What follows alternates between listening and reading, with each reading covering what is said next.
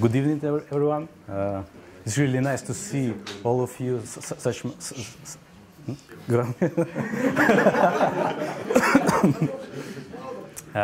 really nice to see all of you. My name is Valery, and today I'm gonna tell you something about how SKFM was built. I'm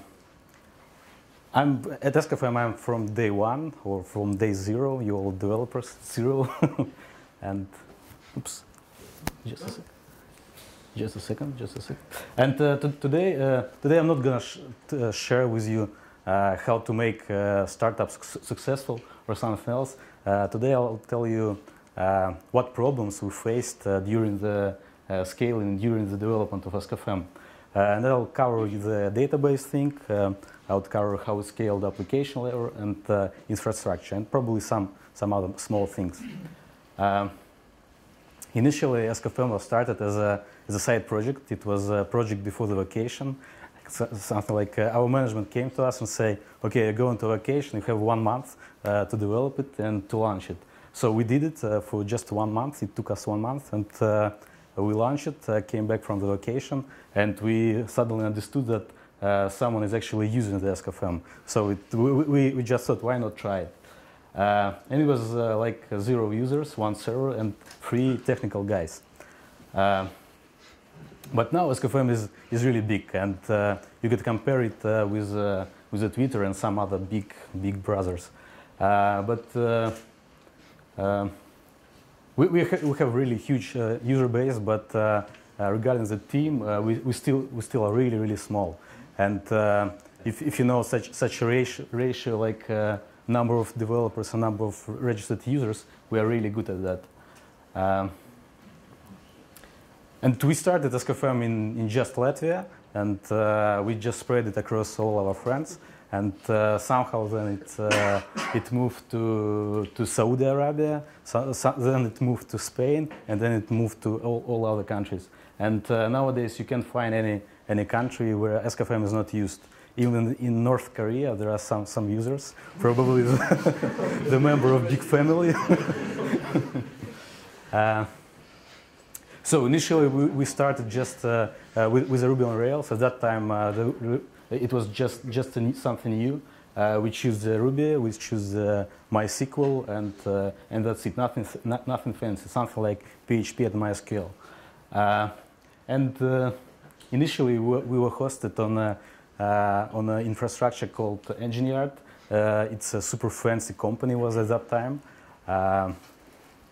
It's something like infrastructure as a service, and it was like 5 years ago, and they said, "Hey guys, we can scale your application to millions of users just with a single click." And we click it, and they lost all our data. Then they stopped our instance and couldn't find any resources to start a new one. And so we kind of understood that we need to manage our infrastructure ourselves. This was the way to the Amazon. We moved to the Amazon. Migration from one data center to another data center is really easy when you are small. When you have just 1 gig of data, it's really easy. And at Amazon, everything was good, and we started to grow. So we came to the position where we need to add more application servers. And while your applications are stateless, it's really easy. You just add some load balancer before your infrastructure, and you are kind of good at it, and everything just works. And the other thing that you need to scale as well is all this user-uploaded content. You could go your own way. You could take some hard drives and store it, but it really doesn't worth it. There are kind of better solutions, something like cloud decisions, something like Amazon S3 or Rackspace storage or anything else. You just upload it and forget it. And this is what we did. So by the end of 2010, we had almost 100 users. We had 9 servers, and we still had 3 technical guys. So the team was still really small. after a year or something, we faced the problem with database scalability. And probably in next couple of slides, I'll tell you how did we approach to scale the database. Initially, we experienced it probably at 1 year after we launched it. And the first thing that we needed to do is just to scale up. You just take a bigger server and push all your data there. But when you are in that position, you should probably start thinking of scaling out, because there is a limitation in Amazon instances as well, and you can't fit everything into the biggest Amazon instance. So once you scaled up for initial, it should be a trigger for you to think about the further scalability. And one of the obvious things is just adding some caching, and we use caching everywhere in our application, and you should probably want to cache everything, and it should be like all the long queries that you're having, and like some statistics and some temporary data, everything you can cache, you should cache. We use it for caching. You could use something like memcached or something else, but we use the Redis. Right now, it's really battle-proven database. We use it everywhere, like even for the relational data, and it's really stable. It's super fast. It's flexible. Just give it a try. Probably for 4 years, we didn't have any fail with the Redis. So MySQL failed and everything else failed, but not the Redis. This is a strong guy. So the next thing is the read scalability. Basically, all the web applications are read intensive, and by adding some replicas to your master database, it gives you some more time till you kind of finish all your memory. And we came to that position where we didn't have just one server, and we need to scale our writes as well. So we needed to decide how we're going to do that. And there are different approaches to that. You could use something like MySQL cluster or some middleware between your database and application. But we went the other way, and we decided to implement everything on our side, like in the application layer. Basically, you just write some piece of code and inject it in your application, so that application knows where each data is stored. But before you actually do that, you need to answer yourself a couple of questions. And one of the questions: what key should you use for separation of your data? You could use some region. You could use user ID or date or something else, or a combination of different things. But you should watch to your queries and where condition to understand what would be the key. The other thing is that you need to rewrite most of the SQLs you have. You should make them really small and without any joins or some aggregate stuff or having and other SQL things. Just avoid SQL. Not the database. And you need to remove all the database logic to your application. You don't want to store some triggers or foreign keys or something else. So we came up to something like that. We basically the questions and likes was the biggest tables in our infrastructure. So we decided initially to split just these questions across multiple nodes, and we did it. But when the time came to actually shard the data, we prepared everything. We prepared applications. We ran some tests. But when the time came, we suddenly understood that this split of data couldn't be performed on the Amazon. We had something like 100 gigs of data. It doesn't fit into memory, and we had the downtimes nearly once a week. And this split would take us like 2 weeks, and we just didn't have this time. And what we did is actually we took this data, the big monolithic stuff, we rented a super high-end server with a lot of memory with SSD disks. We put it there.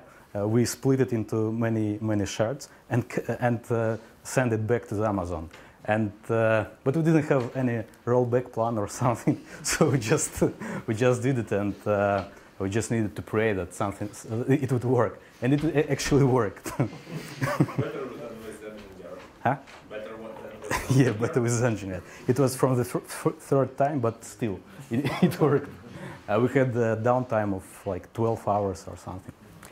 Once you initially split the data, like further scaling is really easy. You just take your database, you clone it to some more databases, and set up your application to use different data sources.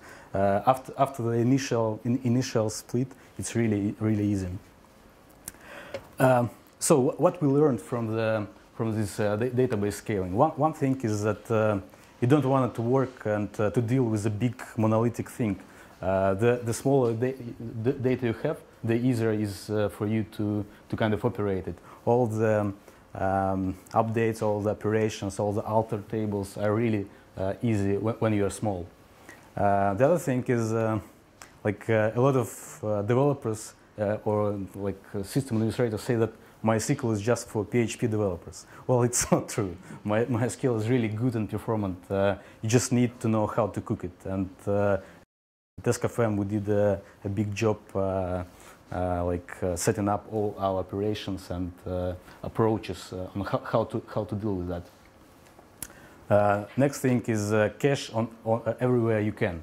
If you can avoid going to MySQL or any other database, just don't go there. Just get everything from the cache. The other thing is once you understand that you're going to be big, you should go with a scale out, not just up, like spreading your data across multiple nodes, not having it on a single thing. And the other thing, if you wanna shard something, you want to denormalize, and scalability and the consistency is not something that would be present on your application. The other thing is good takeaway is at ESCFM we have a lot of jokes about let's not solve this problem right now. When it becomes a problem, you are not the one who's gonna solve this problem. And we face it every time. And we had a lot of discussions which user base should we take for splitting our data. And some of the developers was saying like, well, we never will be at that place where we'd have 256 MySQL databases. Now we have it, and scaling more than that would be really painful. But at the time of the decision, it was really cheap. And I heard this from many developers and from the Instagram architects. They're just saying the number you kind of considered is okay, just multiply it by 2. So this is my advice for you. So by the end of 12/11, we had 2 million users. We had 3 technical guys, and we have something like 40-something servers.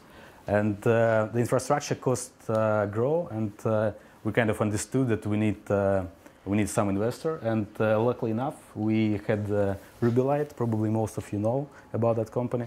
They came to ESCFM, and they wasn't just a regular investor. They was became our technical partners. They came with a team, with technologies, with experience, and after that we started to build together. We scaled our database, and we faced the problem that load balancer for our application level wasn't enough. And still, if you are stateless, just add some DNS balancing, and you are good at that, and you don't have to deal with anything else. The other thing we did with our application is we had a big monolithic Ruby on Rails application, and we kind of understood that it's not a good approach like for handling multiple different tasks. And we developed something called middleware. It's basically it's a cloud with GVMs interconnected with somehow, I won't dive deep into the middleware because it costs like a separate presentation. And probably you could find some information or ask me after that. So basically, we split our architecture so that it became more service-oriented. So we kind of solved the database thing. We solved the application thing, but we experienced a lot of problems on Amazon. And there was basically two main problems. One of the problems was slow drives. Amazon, at that point, they have just EBS drives, and it's really slow to, for example, to just warm up the database. It took 2 hours or something, and it was painful. And the other thing was that Amazon is kind of shared infrastructure, and when our collocators experience huge load, we had unpredictable latency in our infrastructure. And at that time, we was something like 300 servers, and at some point, some of the servers just started to disappear and restart. And we asked support. They didn't answer. They said, "Well, that happens." And yeah, and there was kind of two ways how we could deal with that. One of the way was we should adjust our infrastructure to kind of to tolerate all these failures, or we should just go somewhere else. And the easiest at that time was going to bare metal. We started to look for a real hardware and dedicated infrastructure. We was looking for different data centers across Europe, and we stopped at our own local data center called DIAC, and we prepared everything. We didn't make even any load testing on the DIAC data center, and we moved there and kind of saw this performance improvements. The duration was lowered by 2 times. We even managed to save the cost of the data of our infrastructure by 2 times or something.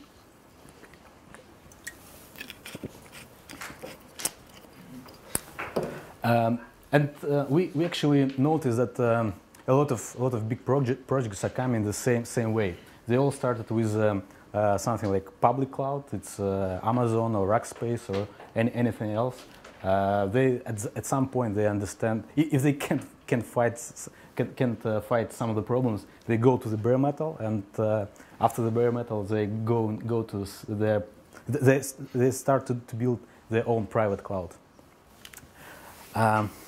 So at some point we kind of managed to scale the database, application, infrastructure, and everything was good, and bam, spam. It was huge at SKFM, and we spent a lot of time fighting it, and a lot of companies facing it, and there are no kind of good battle-proven techniques to avoid it, and we came our own way fighting it. And one of the important things is that spam is not a kind of your goal or final destination. You never can beat it. It's more about the evolution. You kind of developing full-time protection for your application, and the spammers are working the same full-time, trying to break your system and spam it. And we came like with the IP address blocking. We came to the captcha, but it's really cheap to solve right now. We fight with the links, but they have a lot of link shorten loops. We fight the patterns, but we have like 50 languages, and it's quite it's kind of hard. We fight the users and so on. But the idea here is that spammers kind of have some budget for the companies, and once you have all these protection things, and they understand that spamming you is really expensive, they just go somewhere else, and you are not like a target anymore. But the good thing here is that probably it's kind of internal thing that most of the spam is coming from just 2 countries. It's Russia and Turkey. So if you're running some international site, you should consider that. And like shit never comes alone, and we had fight with spam as well with the bad content. We had a huge amount of photos, and on the side we had these teenagers, and we just couldn't allow to see them like bad content or something else. So we needed to somehow moderate like 4 million photos a day, and as a developer, first you achieve this problem with some algorithmic things, and we tried nudity detection, but it doesn't help you with some violence pictures. You could go with photo DNA, but it doesn't help you anything. And basically, this problem is not solved by any of big social network. Nobody kind of moderate all the pictures, but we actually do.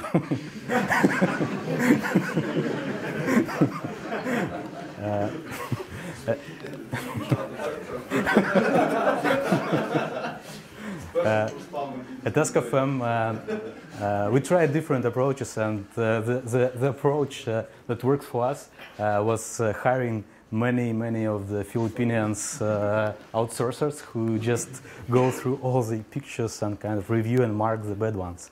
And it actually, we actually could fight this thing, and you cannot find any bad picture on the Ask.fm. And I think that SLA right now is something like 5 minutes. Probably guys there could approve it or not. So basically, all the image uploaded to Ask.fm is moderated like by 2 developers or something. By the end of 2012, we had 31 million users registered. We have quite a big infrastructure, but we were still like a 6-stage guy. We just hired three people. We were still small at that time. At Ask.fm, we noticed that all the countries are starting to spread like in the same pattern.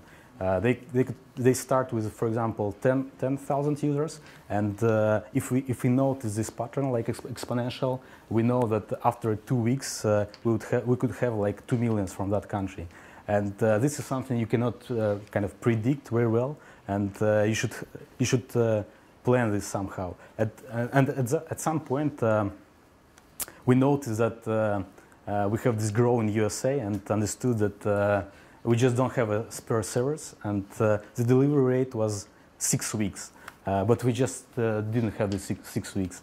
And how you could kind of solve this? You could try to optimize infrastructure or something, but you have weeks, not a month.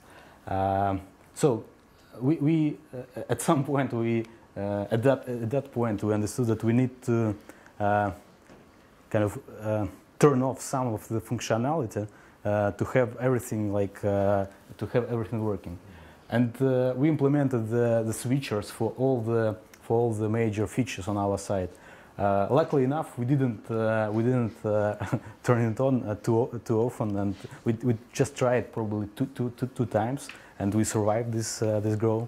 But after that, we kind of understood that we need this mechanism in for our operations, and like we're still using this technique, and we have the switches for all the functionality, and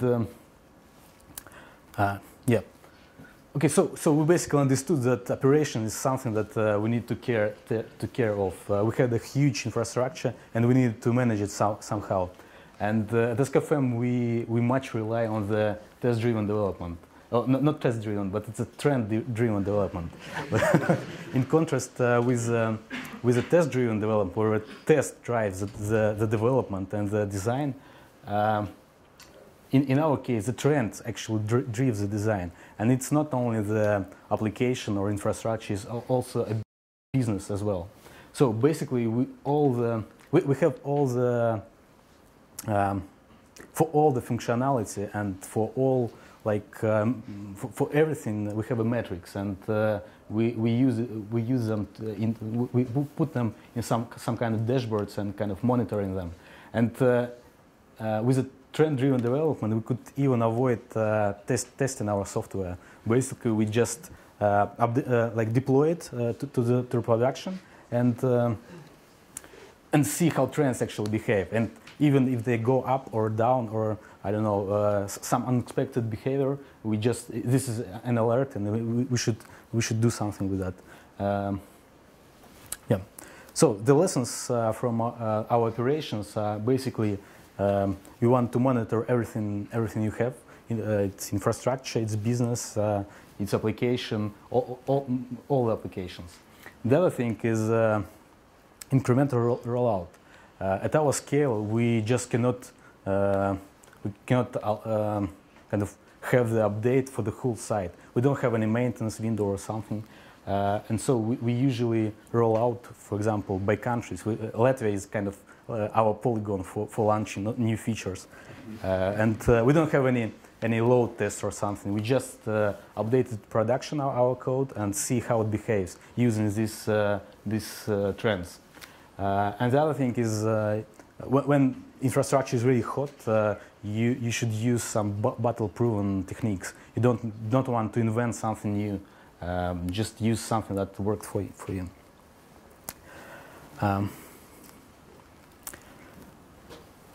So at SKFM infrastructure, like the majority of servers are used for client-side rendering.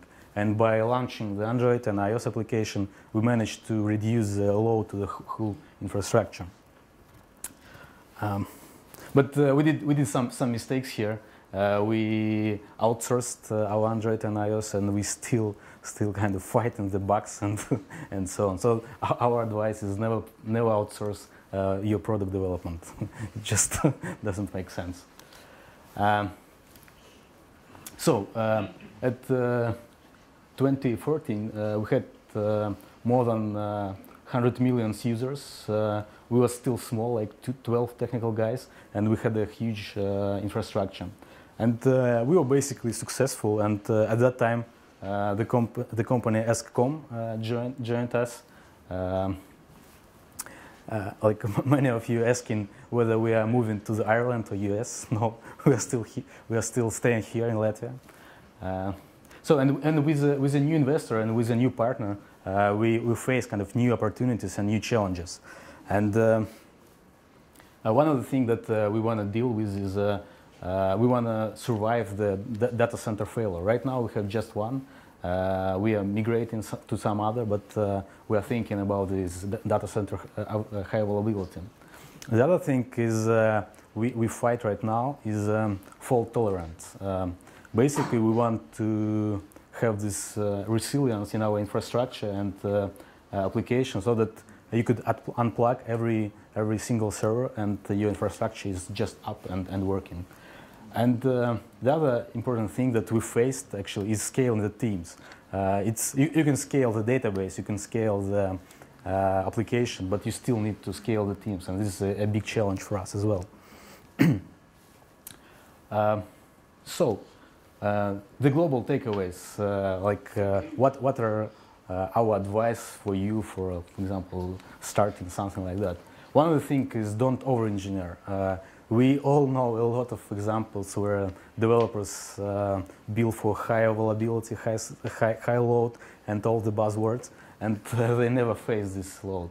The scalability is not a goal; it's more about the process. You must be just flexible, stay flexible, and approach these problems.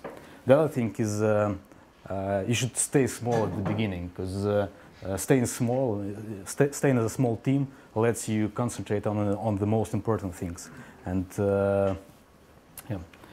avoid single point of failure. And this is everything. It's application, it's your projects, and it's your team. You don't want to have someone like superhero on your team owning all the knowledges. You should scale it and avoid this single point of failure.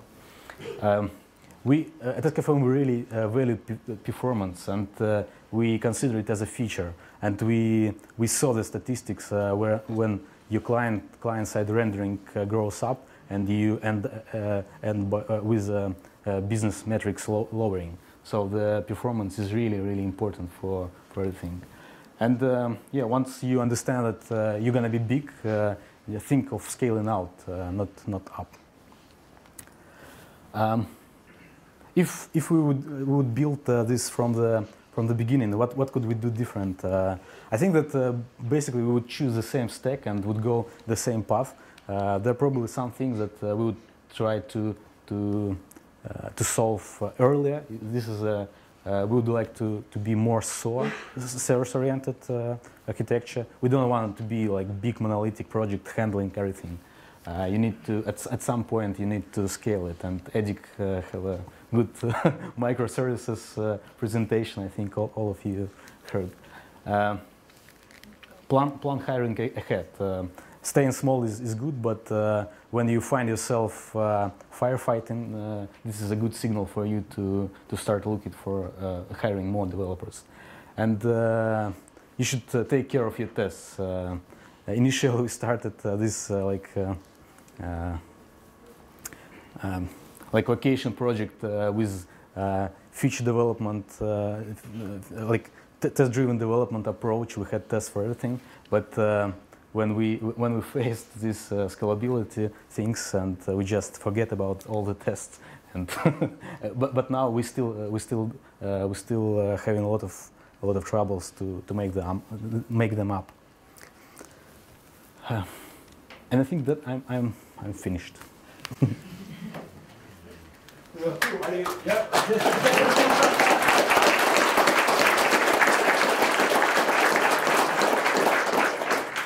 So we'll have a few minutes for questions, and you're a really quick guy, man.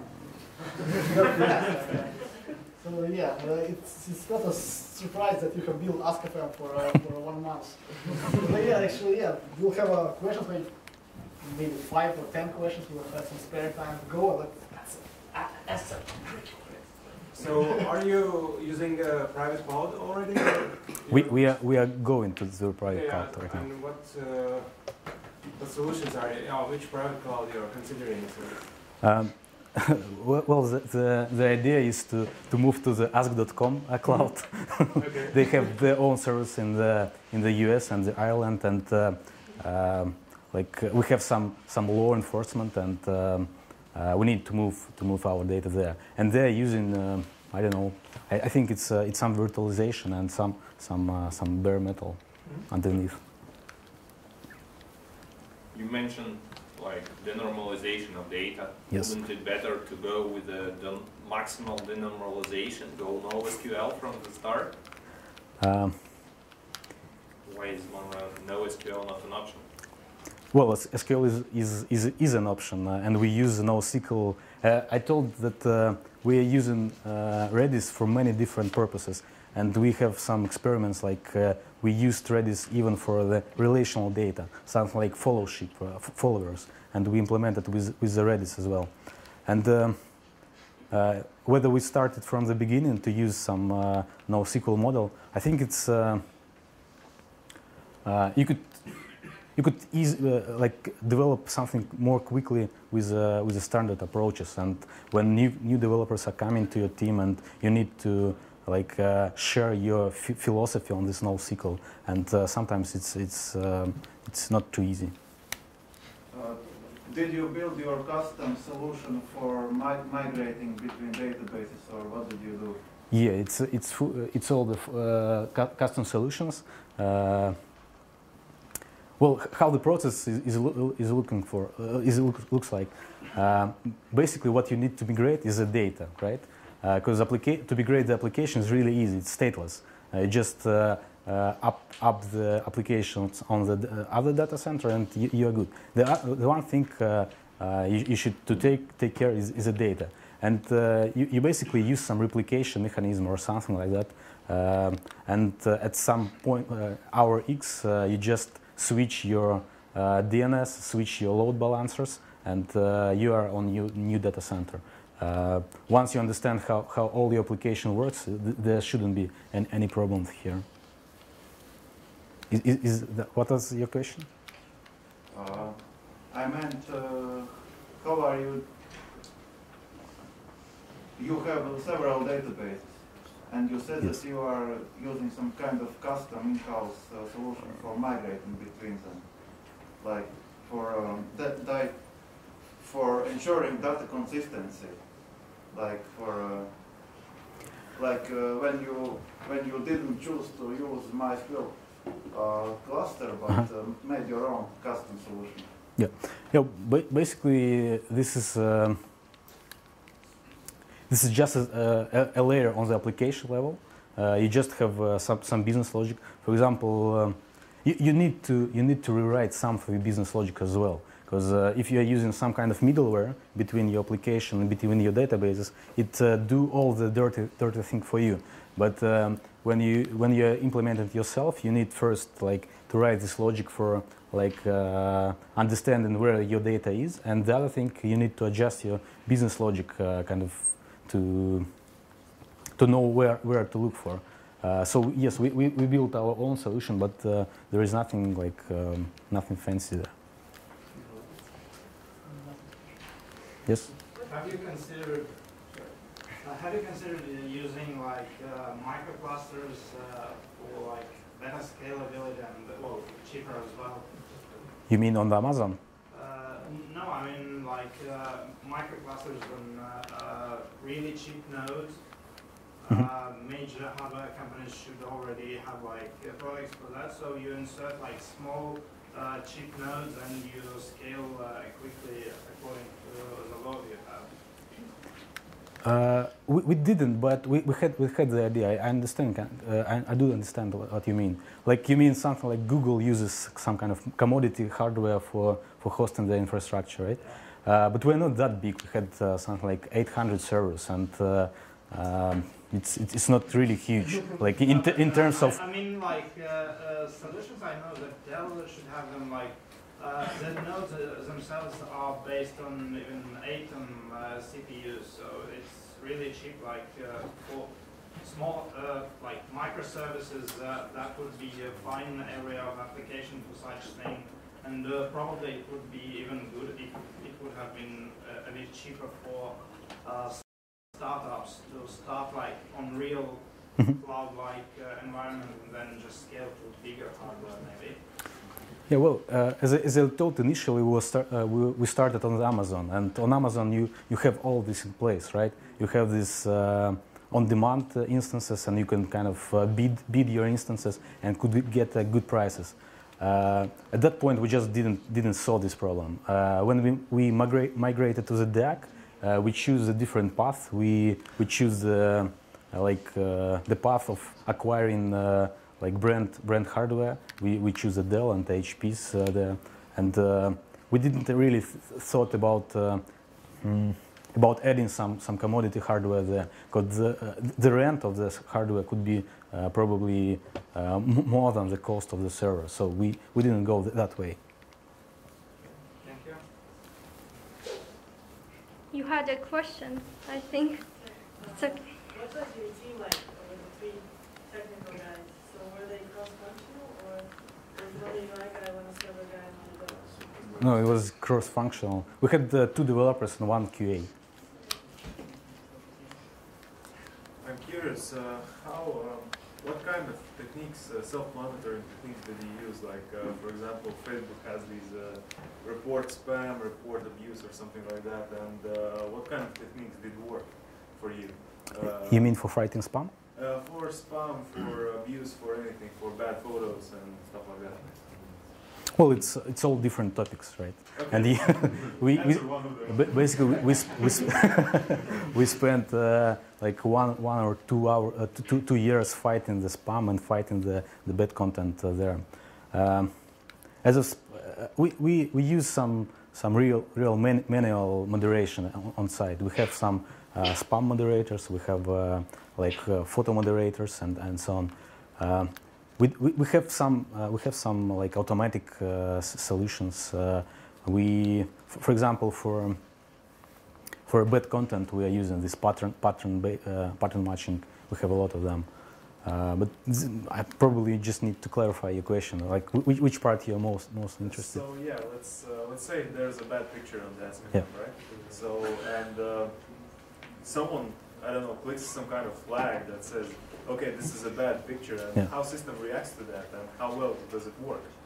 So I'm curious about that, about this. Well, as of bad pictures, we do monitor everything. Just everything is uploaded, we do monitor it. But we still have this reporting thing, and it works as well.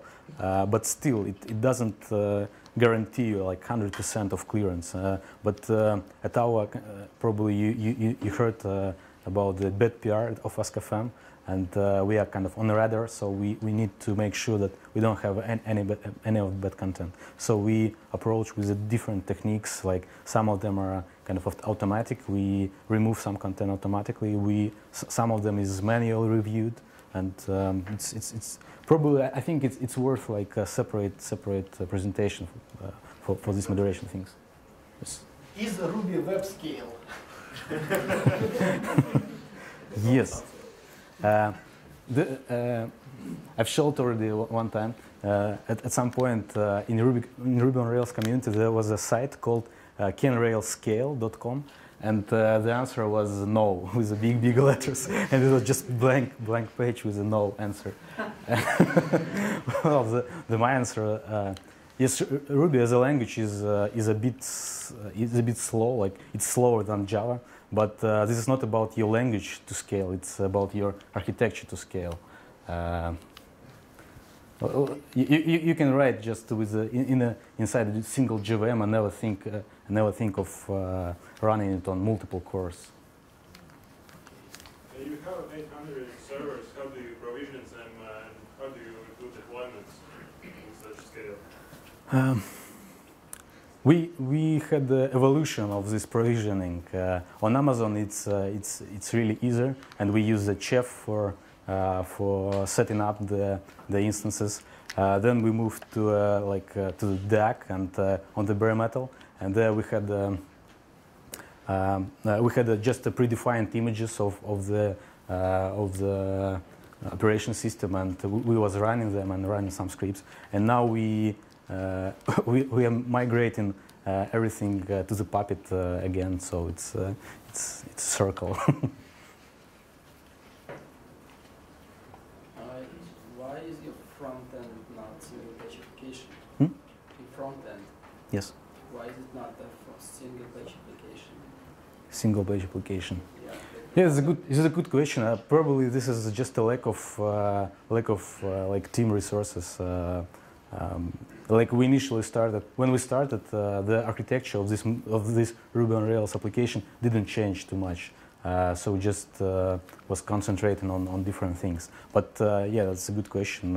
Probably at some point we need to migrate it, because really like rendering of the application is probably one third of our infrastructure. It's huge.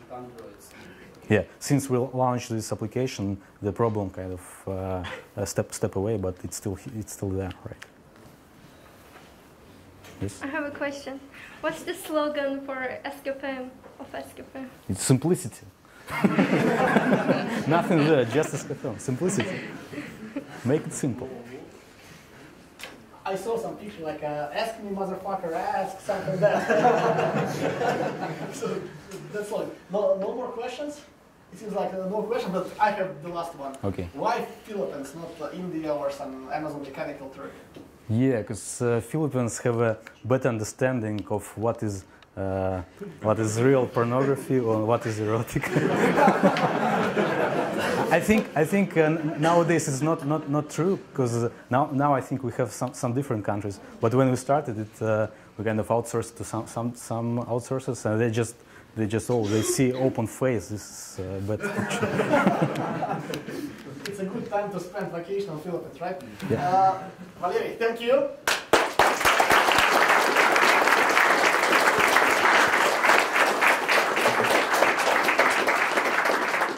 And we have a present for you. I know you're IT guy and you like spending time with computers, and that's why we present you a Raspberry Pi. B model, the most performant one. Спасибо. Okay, everything is pretty good. We are going according to plan. Let's have a coffee, less break, and don't forget to vote. Yes. One is here and two is near the door. Нормально? Хорошо. Какой-то раз.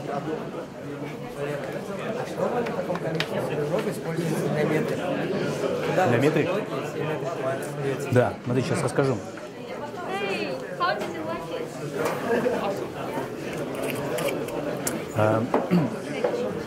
Одна тема — это StatsD используем там для, ну, StatsD, по сути, для всех